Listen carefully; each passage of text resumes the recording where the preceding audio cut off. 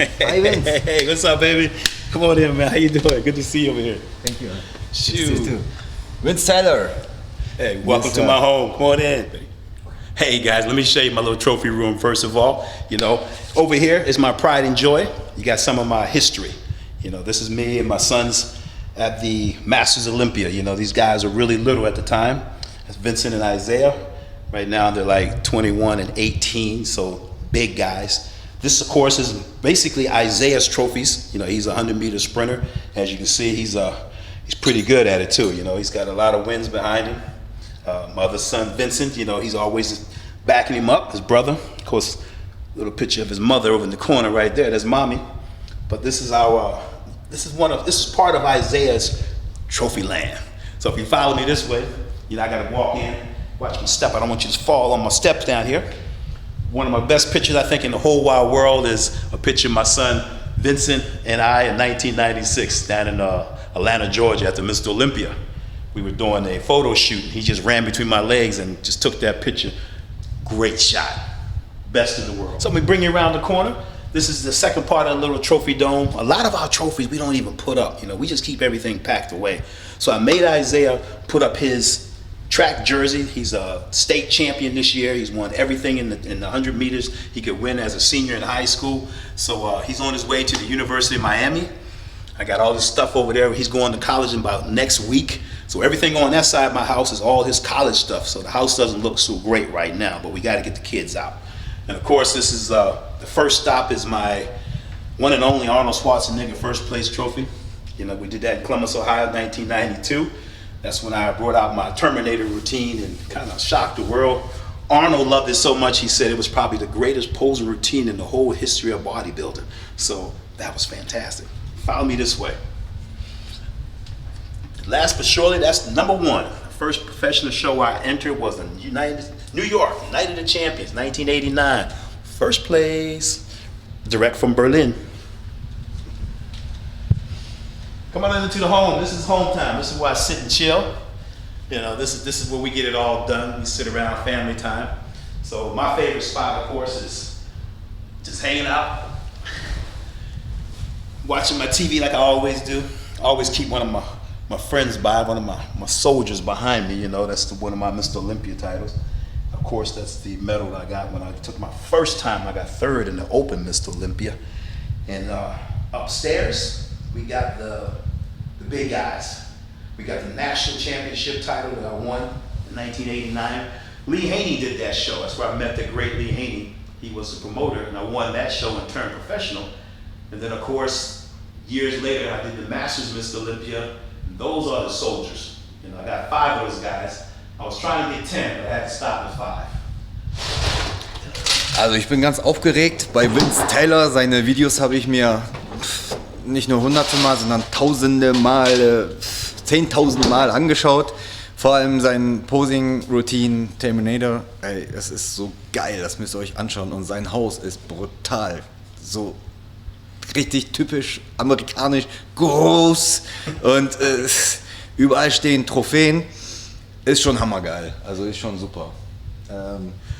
Hey, time for some refreshments. I know you're thirsty. You got a show coming up. Yeah. What you want to drink? Hast du Cola Light, Cola Zero? Cola who? Cola Zero. Hey, Cola nobody Zero. talk about Coca-Cola in my house. Look, Hey, the real Coke. We don't drink Coke Light. Nothing in here is you about drink that. only cola? Only Coke. Really? You can't listen. Coca-Cola is it. This is my protein. This is my Eiweiß. Coca-Cola.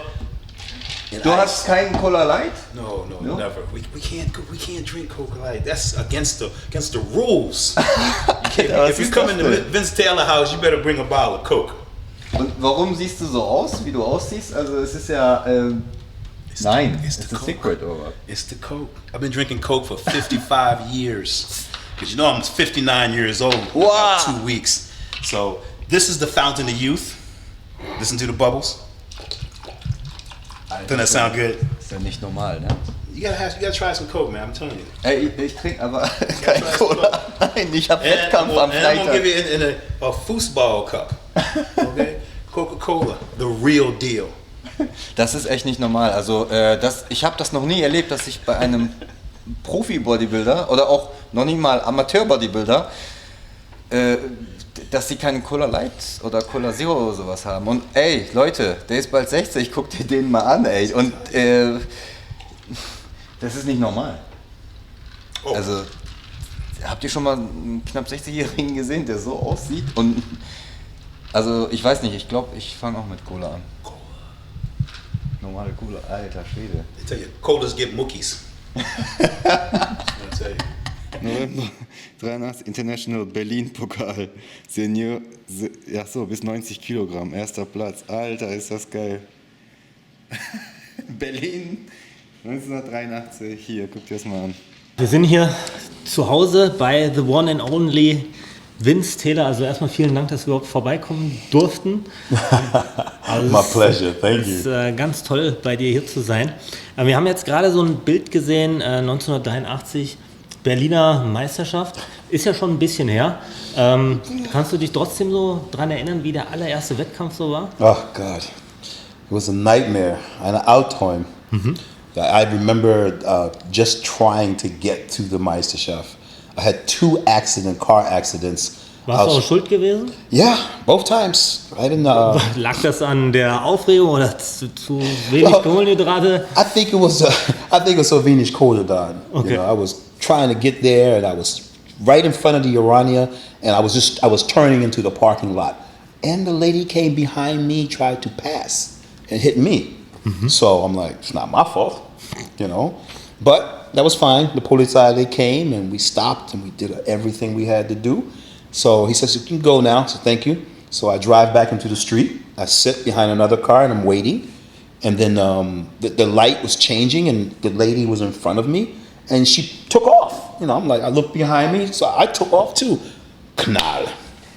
5 Minuten später, Knall. Polizei, guckt, komm mal wieder hier. So I sit there and I wait there for another 10 minutes. We finish everything. So then I run across the street to run into the show. So I'm backstage, and I'm trying to get my weight going on. I'm in the weight class, and this is my first show. My good friend was also competing, and he was showing me everything. So we were sitting in the first row watching the show, and I saw some guys on stage. They looked like me, you know, my size and everything. I'm thinking, wow, let me walk backstage and see what's going on. So I walk backstage, and the guy says, Vince Taylor, wo ist Vince Taylor? Ich sage, hier bin ich. Ich sage, wo warst du? Deine Klasse ist schon auf die Bühne. Ich sage, oh mein Gott. Ich versuche meine Hosen auszureißen. Sagst du zu mir, na, ich bin schon spät. Kannst nach Hause gehen.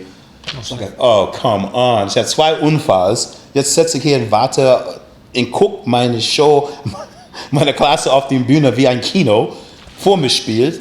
Und jetzt kann ich zu Hause gehen. Ich habe gesagt, letzte Sekunde, der andere Typ hat mir gesagt, komm mal mit, du kannst mit den Schwergewichten starten. Mit 80 Kilo? Mit 80 Kilo. Und meine Kumpel war Schwergewichter. Und ich habe gesagt, super, ich mag das. Und dann habe ich angefangen, auf die Bühne mit den 80 Schwergewichten, und ich habe gewonnen. Das war meine erste Meisterschaft. Mr. Berlin. Dankeschön. Das ist ja auch amazing, sozusagen. Was würdest du sagen, was ist dann das Wichtigste, worauf man sich bei so einem Wettkampf vorbereiten soll? Heutzutage hat ja jeder auch einen Coach, der einen dann vielleicht auch zum Wettkampf fahren kann und dann den einen oder anderen Unfall vermeiden kann. Hattest du damals einen Coach gehabt, der dir gesagt hat, hier, du musst so und so viel essen und so viel? Nee, niemals. Vom Anfang, das war für mich, meine Kumpel, der heißt Delmore Johnson. You know, ich habe in Berlin gelebt. Der hat gewohnt insgesamt vor 14 Jahren. Aber damals war schon 6 Jahre. Und und der hat mich vorbeigebracht, Bodybuilding eigentlich. Und vom Training und alles Auskunft hat nur von dem Buch gekommen. The Muscle and Fitness, und was wir gelesen konnten. Also Zeitschriften. Habt ihr auch von Arnold die Bodybuilding-Bibel gelesen? Nein, damals nicht. Wir haben nur Pumping Iron geguckt. Okay. Pumping Iron, der Film. Jedes Tag, wir reden von Pumping Iron, wir gehen zu dem Studio, auf Full Power zu trainieren, Pumping Up, Pumping Iron. Man, I knew das gesamte Lied. 83, du gewinnst in Berlin. Wie geht's denn dann weiter für dich? Also Ja, hast du dann das gesagt, war- okay, ich habe jetzt einen Wettkampf gemacht und das war eigentlich total War das blöd für dich, weil du zweimal diesen Unfall gemacht hast, oder hast du die 2 Unfälle dann auch vergessen? Oh, weil du an diesem total. Pokal- Total vergessen. Die Nacht after the show, now we're going to talk English. Kein Problem. After the show, it was just great because I had a chance to be on stage and have a first competition and to be on stage and to win and to have people cheering for you. I mean, it's something crazy. That's the part of bodybuilding that makes you want to do it. You know, that's when you get that bites of the apple, you know. It's like, wow, I love this. You know, I want to go here and do it. I want to go there and do it. So it becomes for you now something, or for me, it became my way of life. It was like, I want to do this really bad. And I'm going to get serious, you know.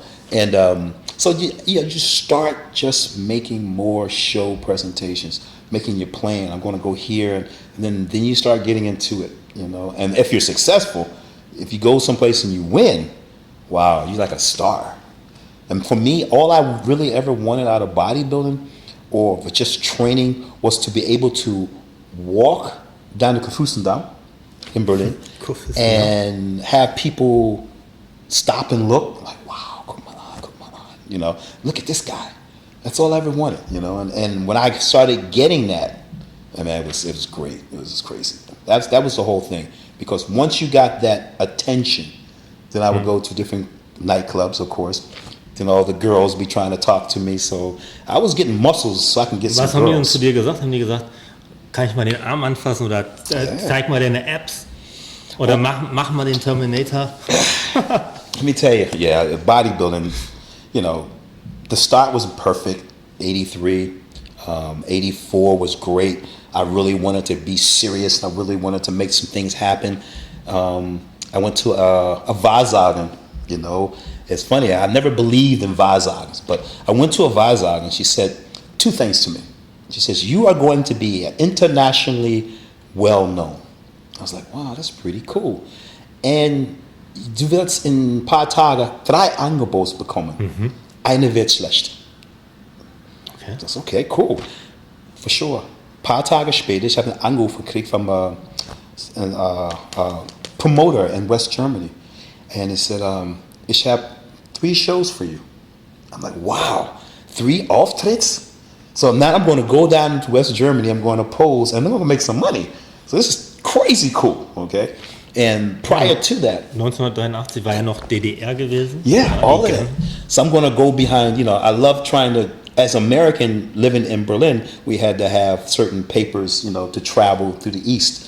So I wasn't too often in East Germany, so this was a chance for me to go into the East and stuff. And this was cool. I get to travel around as much as I wanted to. Never had a reason before. So leaving Berlin and going to these different places in West Germany. But remind you, at that show, I met John Brown at my first show, you know, and he was the guy who got me started in bodybuilding. You know, when I saw John Brown posing Mr. World, Mr. Universe, I mean, this guy was incredible, okay? And when I met him, I felt like, wow, I seen somebody crazy. So I wanted to be like him. He was a great poser, real great poser. So I wanted to be him because when we were at the contest, all these women were just crazy for him. I'm like, you gotta get muscles and you get the women? So that was my thing. Get the muscles, get the women. Ja, das hat auch Arnold schon gesagt. I'm trying to tell you, that was great. So, you know, I was happy about that. And now, as I started competing, I know about almost a year later, I got that Angebot, you know, and at one of those shows, John Brown was going to be there, you know, and I was like crazy that he wasn't too often in Germany. So when he was going to be at one of these shows, I was like, man, this is so cool because my friends were telling me, even though you look okay, you look better than what you think you do. You look just as good as John Brown. I'm going like, yeah, here has done a mucker, you know, me look as good as John Brown, you crazy, and he's a pro, you know. So I did the Antritt, you know. First Angebot was pretty good. It's in Jülich, you know, West Germany. Easter time, I think it was, because it was crazy stupid. The promoter wanted me to wear a Osterhasenkopf. Also eine Verkleidung. Oh God, it was a nightmare. I did it, felt stupid, okay, but it was over.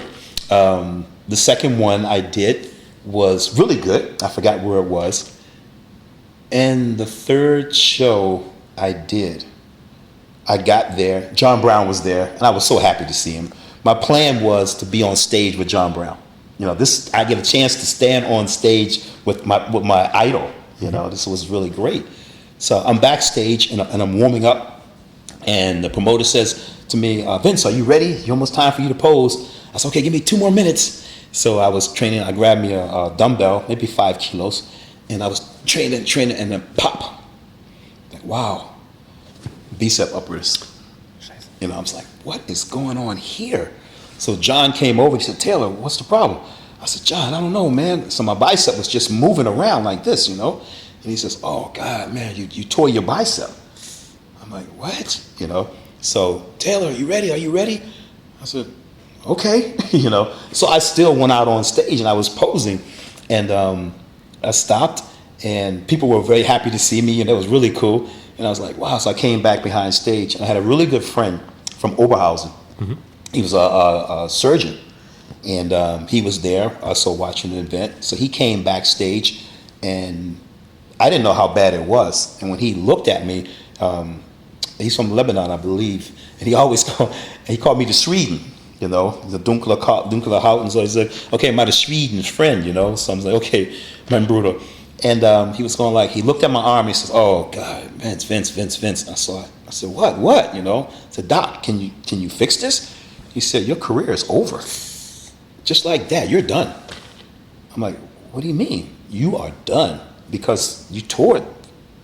I'm like, it didn't register to me what he was talking about. Okay.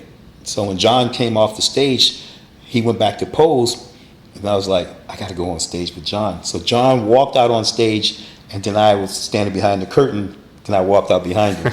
And the crowd went crazy. They were just screaming and hollering, you know. It's like, so John was like, man, we talk about this today, you know. He says, man, I was like, what's they going crazy for? So he turned around, and I was behind him on stage. I wanted to be on stage with John, you know. And but that's the time when he's posing. He's really going to get busy. He's going to just bring the house down. So that was the moment I just cherished the most, you know. That was the start of everything. But the news was, 3 Angebots, eine wird schlecht. And that was the one that said my career was done before we got started. That was it. Wie ging das dann weiter mit dem Arm? Also normalerweise Bizepsriss? Yeah, 2 days later, we went to, the doctor did the operation, and he told me, you need to do swimming, you know, something other than bodybuilding, because if you start pulling, the Cena will probably pull away from the arm again. So he told me that I should train, not even do bodybuilding. So he put my arm in the gips and everything, you know, I'm waiting for like a long time. So I still went to the gym. I was trying to train with one arm, you know, and because I still wanted bodybuilding. Then the idea, when he told me, which I never forgot, he said, when he saw that I was at rehab, I was okay training again, he said, you need to do cable workouts. Cables. Because you do not want to put too much tension or strain on your arm, because you want to be able to move and rotate. And this takes a little tension off of the bicep. So I remember that back then all the way up till today. So I was able to continue to train using cables, and then I trained so much differently from that point on. So I became my own trainer, my own nutritionist. I had never had anybody help me. Every show I did I never had a training partner, you know. I would go train myself. I would learn from what I could learn. I made my own diets. I did everything alone. So when people say I need a training partner, I never had one. You know, and I made it to be top in the world. War ja nicht schlecht. So ein Jahr, was vielleicht so Schicksalsentscheidung war, 1991. Könnt ihr euch auf YouTube und auch auf der Seite von Vince Taylor bei Facebook das Video mal angucken. Da war das letzte Jahr, wo Lee Haney gewonnen hat, 8. Mr. Olympia-Titel. Ob das jetzt so okay war, dass man gesagt hat, okay, der gewinnt jetzt nochmal, weil er will sowieso zurücktreten. Das ist die eine Sache, aber dass man dann Dorian Yates so nach vorne geholt hat, der ja dann auch in Helsinki das Jahr danach gewonnen hat. Denkst du, das ganze Bodybuilding wäre dann in eine andere Richtung gegangen? Also kam ja dann diese Massemonsterzeit mit Paul Dillett, Nasser, Greg Kovacs, wurde ja dann immer extremer. Denkst du, es wäre in eine komplett andere Richtung gegangen, wenn Vince Taylor gewonnen hätte, 92? Yeah, because bodybuilding followed the look. Okay, you had to be the look. Lee Haney was a great Mr. Olympia, you know, because of the look that they wanted to have. Had Lee Labrada won bodybuilding, he was second quite a few times behind Lee. So you look at that different type of physique, and it becomes a Geschmackssache. You know, it's like, hey, the average guy could look like Lee Labrada because he was reachable. You couldn't look like Lee Haney because he was just like, whoa, he's kind of a monster.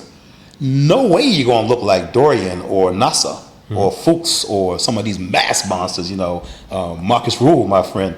I mean, these guys are monsters, okay? So that's the undersheet. But so bodybuilding was going to stay whoever was going to be the king. And when they found Dorian, they found a whole new look to bodybuilding, because from a body standpoint, I didn't think Dorian had a pleasing body. He had a powerful body. We call it like Vuktish, you know. He was like, woo, muscle man. But there's a lot of guys out there with muscle, you know. But now you take a package.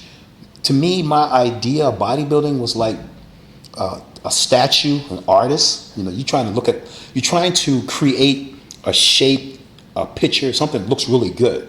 Not just mass. But that's what bodybuilding went from. It went from quality, not quality, but from shape, aesthetics, something like, wow, look at that diamond shape. I appreciate that. Now I went from a diamond shape hourglass to a Coke bottle. Not like I don't have nothing against Coke, but you know, just a bottle. Die Vorliebe für Cola haben wir ja schon gesehen. Gerade wenn man sich so die Bilder aus der Zeit anguckt, da sind ja viele, wo die Fans sagen, der oder der ist der Beste, der nie den Mr. Olympia gewonnen hat. Ob du das bist oder ob das Kevin war oder Sean Ray, Flex Wheeler. Und dann war da halt Dorian Yates, der mehr wie so eine Art definierter Powerlifter auch vorgegangen ist im Training. Der hatte halt diese Muskeldichte, die so speziell für ihn war. War der beliebt dann eigentlich bei seinen Profikollegen, oder haben die gesagt, naja, wir sehen ja eigentlich besser aus als du, aber du hast halt keine Ahnung, was die Kampfrichter an dir gefressen haben, dass du halt gewinnst? Good question. You know, personally, I looked at it as, you know, it's the sport. You know, I like what Dorian was able to do with his body and body type. You know, he only has that body, so you have to make what you can make. I faulted, if there was a fault to be given, the direction of the sport. What is the, what's the target? What's the seal? How should somebody look? If you want to be what they call the best body in the world, you want to be something that you have to work, carve, and create, something magic, that should be special looking. Not everybody can be a bodybuilder. That one. Anybody can bodybuild, but it's always got to be that one who's just, you know, when you saw, for example, I think one of the best looking physiques I've seen was Flex Wheeler. You know, when Flex Wheeler came out as a professional, you saw the symmetry, you saw the balance, you saw muscle quality. You said, wow, it looks like somebody drew this guy. See, that's bodybuilding. You know, just not somebody who has okay, he's big, he's got a nice body, but there's always somebody who has something extra. And I think that something extra should be Mr. Olympia. Not just somebody he's good, everybody's good, but who has that extra? And extra is genetic. Extra is something you cannot train. So if you come in with a taille this big, you know, it's like, whoa, you got to be rewarded for that. You know, if it fits with everything else, but no, that's not good enough because it's not big enough. Wobei Flex Wheeler jetzt ein gutes Stichwort ist. Er hat, glaube ich, in seinem allerersten Jahr, wo er teilgenommen hat, auch die von vielen Experten auch beste Verfassung seiner ganzen Karriere gezeigt und ist dann halt hergegangen und hat sich diesem Massespiel angeschlossen. Er hat, glaube ich, den ersten Profi-Wettkampf mit um die 95 Kilo gemacht und dann hinterher hat er ja auch 110, 112 gehabt. War das für dich eigentlich auch mal so ein Thema, dass du gesagt hast, okay, jetzt muss ich halt auch mit dem Gewicht hoch und ich muss es halt auch so machen wie Dorian, weil die Kampfrichter wollen halt den Dorian-Typ weiter vorne sehen und ich versuche ihn dann mit seinen eigenen Waffen zu schlagen. Absolutely true. Because you saw, as a competitor, you saw how the sport is going. So first thing for me as a smaller guy was, I got to get bigger. So I can't go on stage anymore at 100, well, at the time it was 100 kilos, you know. So I'm klapper 95 kilo, 100 kilo. That's too small. The average is 105 kilo off the Bühne. So first thing you have to do is you got to get up to 105 kilos. Now, how does that look? I That's the second problem. But first you have to be just 105 to be vergleicht. And afterwards, does your body look like at 105 kilos? Can you make that quality? So you can get bigger, but you can lose your look. So it was impossible for me to even think about getting bigger. So I thought to myself, I would never try to be the mass guy. Because one, it would change the way I look. And number two, it'd be just too hard to get it. And I don't want that kind of hard work, you know. So I'd rather just look at the sport for what it was, try to be happy what I could build, and then take the sport and dissect it and see what I could do to make myself stand out in the sport. So when I looked at the sport itself, posing round, the symmetry round, the comparison rounds, the 3 judging rounds of bodybuilding, I'm like, how can I do something to stand out? Then I started looking at the posing round. So I said, if I can be the best poser, I can make a name in bodybuilding. And that's what I did. I concentrated on communication and posing. My body was not going to be the greatest body. Somebody will always be bigger. Somebody will always be more definiert, you know. But can he outpose me? Ja, also wenn man sich gerade mal so die Kür von Vince Taylor 1991 anguckt, dann sieht man ja eigentlich, dass das Bodybuilding heute ziemlich schlechtes Entertainment eigentlich ist. Man ist es gar nicht mehr gewohnt, dass eine normale Kür macht, ohne jetzt Hip-Hop-Musik, wo man einfach nur von rechts und links Most Muscular-Posen zeigt. Und hier hast du ja auch auf die Oberschenkel geschlagen, dass die Streifen rauskommen? Oder waren die I would see that all the time because my legs were always too small, so I never wanted to show nobody that. You know, I was like happy that they didn't look too hard.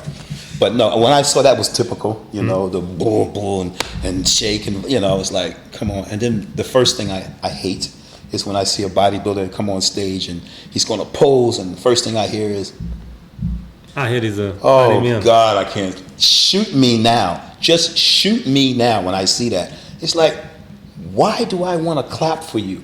You walk on stage for what? Ja, so wie beim Kellner Trinkgeld zu geben, wenn man schon ins Lokal reinkommt und es einen bedient hat.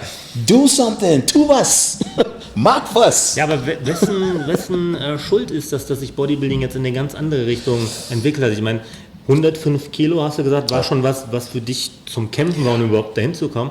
Wir haben jetzt einen 20-jährigen Neuprofi, der 100 Kilo gewogen hat und die Nationals gewonnen hat. Und der sagt, naja, das ist viel zu wenig für mich, ich muss ja noch viel, viel höher gehen. Wir haben Jungs, die 115, 120, 125 Kilo auf der Mr. Olympia Bühne wiegen, was Average ist, also Durchschnitt schon. Sind das die Kampfrichter, die verkehrt entscheiden, so wie es Arnold sagt? Oder gibt es im Hintergrund irgendeinen, der sagt, ich will, dass sie schwerer werden? Man sagt ja immer, die wollen das so. Wer sind denn dann die? Gibt es die wirklich? Oder sind das die Fans, die das wollen? Wollen die Fans halt so was Extremes? It's bodybuilding, you know, because once again, I think that they don't have that seal. You need a seal to say, this is what bodybuilding is, and as long as you can't say that's what bodybuilding is, then everything goes. Everything goes. And the average guy, because now, like I said, now you walk out on the street, now you see big guys like everywhere. So it's nothing to be big and ready to go now. I'm like, dang, this is normal. Okay, these normal big guys. So, but you know, a few years ago, you didn't see all these different big guys. So you have guys are getting bigger. The rules are pretty much the same, whatever they happen to be, but it's just not enough. It doesn't have enough detail to say, this is what we want. If you can't bring this look, trust me, if they did that and said, this is a seal, here's a picture, this is what a bodybuilder needs to look like. Or you get a bodybuilder that says, one of the rules will be high-tech bodybuilding pre-judging. Now you have to walk behind a line band. Okay? And the computer is going to digitize your physique, and you're supposed to have certain massa here, certain massa, you know, you got to be nur den Schattenumriss von dem Athleten erstmal sieht und vielleicht auch gar nicht so unbedingt den Namen von dem Athleten hat, zum Beispiel Tony Freeman, hat gesagt, wenn man mal die Namen wegstreichen würde, dann würde das ein oder andere Ergebnis vielleicht auch ganz anders zustande kommen. Und was den Athleten vielleicht sogar helfen würde, weil die Jungs, die nur des Namens wegen vorne sind, sich dann gar nicht mehr so verbessern. Well, see, the thing about that is a lot of people mistake that as I would say, as an excuse. You know, this guy only did this because of his name. And sometimes it works that way in some competition, his name, but the guy's body brought him there in the first place. They want something about the body. So if you bring in the package that the judges like, that's the first win. The problem with that is, what's the seal? What do you have to look like? You know, everybody can be this, but what do you have to look like to be that? We don't have that. You look at Phil Heath, you know, today, a crazy looking bodybuilder. Now, if you tell people you have to look like this guy before you can come on stage, you have a whole lot of people stop being bodybuilders because they can't look like that. Yeah. There's no way. But Phil Heath is not going to be the number top guy too much longer because you're going to have a lot of competition from, I think, Big Whammy. You know, he's coming really strong. You know, he has to do some certain things. Some other guys, a different body style, different look. It's going to be interesting to see. Wenn du so jemanden wie Big Ramy siehst, der hier in New York sein Profidebüt vor 2 Jahren gemacht hat, angeblich ja auch erst seit 6 Jahren trainiert hat, was geht dir da durch den Kopf? I met Big Ramy a couple years ago, even last year in Rio de Janeiro. Big guy, you know, and I saw pictures of him getting ready for competitions. Saw him at the Olympia, but I was sitting a long distance away. You know, but Wieso this guy, sitzt du so weit von der Olympiabühne weg? Ich meine, du bist ja 5-facher Olympia-Champion, kriegst du keinen Ehrenplatz? They don't care about that. I go to the Olympia right now, don't nobody know me. You know, I gotta buy a ticket just like everybody else. Absolutely. That's funny, I tell you. I went to one of the normal bodybuilding shows, the regular show, Mike's show. You know, Vince Taylor's here. Okay.